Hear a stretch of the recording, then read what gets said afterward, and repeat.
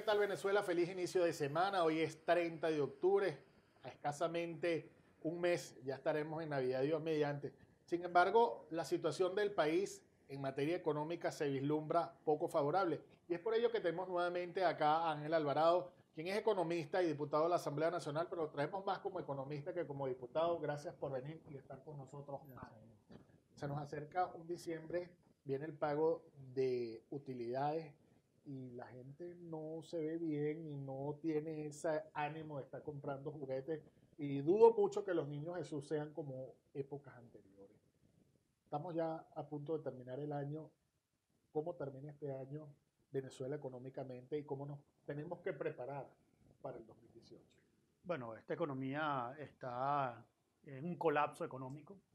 El gobierno ya tiene más de 3 semanas que no liquida divisas en el DICOM y esto es debido a que el gobierno ha represado todo el flujo de caja de PDVSA para priorizar el pago de la deuda externa, que entre el viernes pasado y este jueves estará pagando la República alrededor de 3.5 mil millones de dólares.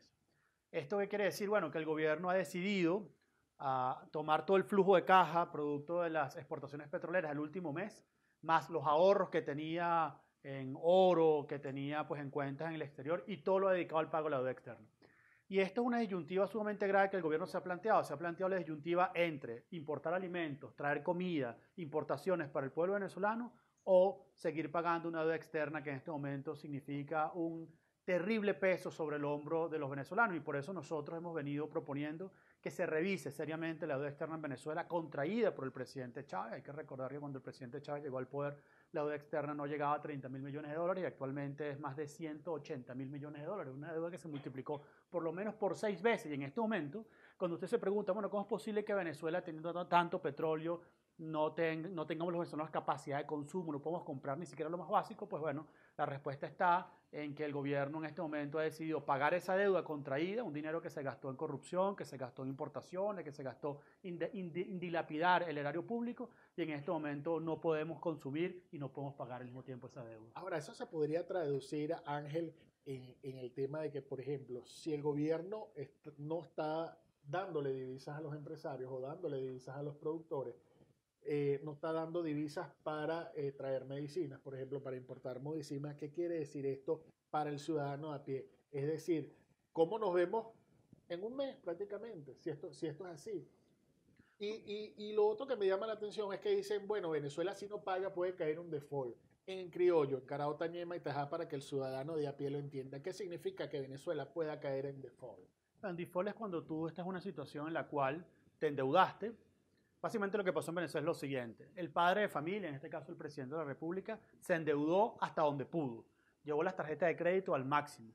Y en este momento está quitándole la comida a los hijos para pagar esa deuda que contrajo, una deuda que además la gastó en fiesta, en licor, en viajes, en juegos. Y en este momento, pues ese padre de familia no tiene cómo pagar ni la tarjeta de crédito y tampoco y está sacrificando a la vez el consumo de su familia. Entrar en default es que uno tiene esta semana, se vencen unos pagos y bueno, si la República no paga, en este caso el gobierno de Venezuela no paga esa deuda, pues bueno, simplemente estos acreedores se van a organizar, esas personas que tienen acreencias sobre la República, es decir, quieren cobrar la deuda que contrajo el país y podrían empezar juicios, especialmente contra PDVSA, es decir, contra Citgo, contra los cargueros de PDVSA y contra la misma empresa, es decir, una empresa que en este momento podría entrar en bancarrota. Me llama mucho la atención artículos que ha salido a través de las redes sociales que el gobierno alemán incautó un considerable número de oro venezolano. ¿Qué información manejas tú al respecto de eso? Bueno, mira, la información sobre eso confirmada hasta ahora es la siguiente. Venezuela ignoró o empeñó una cantidad de oro alrededor de, con el banco Deutsche Bank alemán, es un banco privado alemán, 1.7 mil millones de dólares. Ese oro Venezuela podía rescatarlo, tenía hasta la primera quincena de octubre. La información que tenemos es que el gobierno de Venezuela decidió dejar vencer el contrato. ¿Esto qué quiere decir? Bueno, que dejó vencer el contrato y la duda que tenemos en este momento es quién es actualmente el propietario del oro. Es una duda que se cierne ya que el Banco de Inglaterra, donde estaba pignorado el oro, donde estaba prendado, donde se estaba guardando el oro, decidió o dio dio autorización para que ese oro pasara a Basilea, a los bancos suizos, y lo más probable, dadas las condiciones que vive el país, es que Venezuela haya perdido la titularidad de este oro. Es algo a lo cual nosotros pedimos al nuevo presidente del Banco Central, Ramón Lobo, que informe cuál es la situación de esas más de 40 toneladas de oro, 1.7 mil millones de dólares, y cuál es el estatus también de 6 mil millones de oro más, que no sabemos exactamente cuál es el estatus y que podría estar en una situación similar, en la cual pues ese oro que CAP sacó, que Chávez devolvió, muy posiblemente en este momento Maduro esté vendiendo para seguir pagando esa deuda y seguir controlando, pues, en definitiva, Maduro tiene la disyuntiva entre consumo para los venezolanos o pagar la deuda, y pareciera seguir manteniendo su postura de pagar esa deuda, que nosotros creemos que se puede renegociar, se pueden lograr descuentos y se pueden lograr condiciones mejores para la República en este momento. Ángel, ¿tú crees que lleguemos al colapso como tal? Porque yo siento que todavía no hemos tocado fondos, pero sin embargo cada vez se pone más difícil la situación para adquirir alimentos, para adquirir bebidas, para vestirse, inclusive para vacacionar. Todo eso cada día se complica más. Venezuela puede llegar a un colapso económico. Bueno, a veces estas cosas que uno está explicando, que son a veces tal vez muy técnicas y en algunos momentos jurídicas, ¿cuál es la traducción del venezolano a pie? Que es una pregunta que queda pendiente. Pues bueno, básicamente aquí lo que estamos viendo de las últimas 4 semanas es el aumento del precio del dólar en el mercado negro, es algo evidente. Estamos viendo una subida aún mayor de los precios, es algo evidente. Los precios de los locales donde usted compra la empanada o el café están subiendo semanalmente, incluso ya día de por medio. Y lo que se está esperando entonces es, debido a la restricción de importaciones, no hay productos en los anaqueles. El gobierno sigue lanzando dinero a la calle y va a lanzar más dinero a la calle con el pago de utilidades dentro de 15 días. Y lo que vamos a tener en estas navidades es inflación y más inflación. Tú hablabas en una oportunidad que estuviste aquí de una hiperinflación y se notaba eso como algo extremo, ¿no? ¿Qué nos espera para el 2018? Sin duda alguna, la economía venezolana en el 2018 va a entrar en hiperinflación de manera absoluta, de punta a punta, porque yo creo que ya estamos en hiperinflación, al menos la hiperinflación de alimentos, que es el rubro más sensible para el venezolano, pero de punta a punta el año 2018 sin reformas va a ser un año de hiperinflación, y hay que prepararse para eso, porque eso es poco es poco lo que hemos vivido respecto a lo que es una hiperinflación en primer lugar. Y en segundo lugar, seguramente Venezuela va a entrar en impago, va a entrar en default, y lamentablemente el gobierno sigue sin hacer reformas que son necesarias para evitar esta situación de colapso sobre la vida del venezolano, que se va a poner aún peor. ¿Cómo se le traduce eso a la señora Hilda, que trabaja de repente en la conserjería de un edificio? Se traducirá, señora, en que usted va a ver cómo los precios que usted ve en el automercado en la mañana, cuando usted va en la tarde, son precios distintos. Verá cómo usted, pues, los niveles de hambre de sus hijos, de sus nietos, van a ser aún mayores, lamentablemente. Y yo lo anuncié, yo lo dije aquí en este espacio, que Venezuela iba a tener riesgo de una hambruna, y ya Caritas está diciendo que 300.000 niños el año que viene pueden morir de hambre. Esta situación es una situación extrema, una situación que sigue empeorando, y el llamado es que se pueden hacer cosas, se pueden hacer reformas, hay salidas, y una de las cosas fundamentales que tiene que hacer el gobierno en este momento para ser propositivo es aceptar el auxilio humanitario y aceptar el auxilio financiero.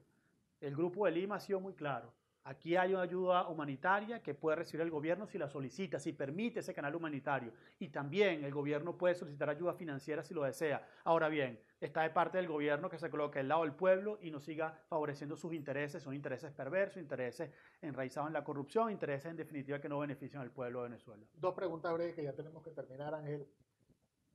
¿La celebración de elecciones va a influir o tiene algo que ver con la economía? Porque eso es bueno que la ciudadanía también lo sepa. ¿Influye eso? ¿Va a tener algo que ver el que ganen unos alcaldes o no, el que se entreguen o no se entreguen, participen o no participen? ¿Eso va a cambiar o mejorar el tema económico o va a empeorar? Mira, la única manera de que la economía en Venezuela cambie, hay un cambio económico, que hay un cambio político. Aquí no hay cambio económico sin cambio político. Y eso pasa por que aquí en Venezuela el pueblo de Venezuela se levante, el pueblo de Venezuela, a través de los mecanismos que se establezcan, en este caso el mecanismo del voto, que es un mecanismo que estamos luchando por condiciones, sea una herramienta eficaz. La lucha es para que esa herramienta, el voto, sea una herramienta eficaz para ese cambio político y lograr ese cambio económico, y esa lucha es la que seguimos. Tenemos que seguir luchando por condiciones en este momento, sobre todo de cara a esa elección presidencial que ya la tenemos en puertas. Termino. ¿Qué está pasando con el efectivo? Hablas, el gobierno va a soltar dinero a la calle, pero es imposible conseguir cantidades de efectivo. hay demasiadas trabas para conseguir efectivo e inclusive algunos economistas vislumbran que de repente puede haber un corralito financiero. ¿Eso puede ocurrir en Venezuela? Bueno, el gobierno lanza dinero a la calle cuando depositan las cuentas, ¿no? Normalmente ese dinero que tú depositas en las cuentas debe tener un correlato con la cantidad de efectivo que se maneja en la economía. Lo que ha venido ocurriendo es que el gobierno lanza dinero a la calle y ese dinero no tiene correlato ni en los bienes que hay en los anaqueles ni en el efectivo que hay en la calle. Entonces, el efecto será más inflación por un lado y por otro lado será el mismo trauma, tan difícil trauma que están viviendo los venezolanos, pues que simplemente están, bueno, el tema del efectivo que hace muy difícil la vida cotidiana de la gente, el pago del pasaje, el pago de, bueno, el menudeo, las cosas del detalle que no se pueden comprar. A consideración de Ángel Alvarado, ¿podría Venezuela tener un corralito financiero? Bueno, Venezuela, la verdad es que es un tema que ya Venezuela está en un corralito financiero parcial, en el sentido de que tú tienes dinero en las cuentas y no te permite movilizarlo. Eso ya es un corralito. Y sin embargo, creo que el gran problema, el problema más importante no va a ser ese, sino va a ser la pérdida de la capacidad adquisitiva del venezolano, que ya es muy grande y que se va a acelerar a medida que el gobierno sigue sin tomar medidas. Muchísimas gracias, Ángel Alvarado, por haber compartido con nosotros, economista, diputado a la Asamblea Nacional. Ya ustedes lo escucharon, a tomar sus previsiones. ¿Qué les puedo decir? Trabajamos para ustedes Juan Peraza, Eduardo Ríos y Stephanie Carvajal, y el que tuvo el placer de haberlos acompañado, Daniel Guillermo Colina. Será hasta una próxima oportunidad. Que pasen un feliz inicio de semana.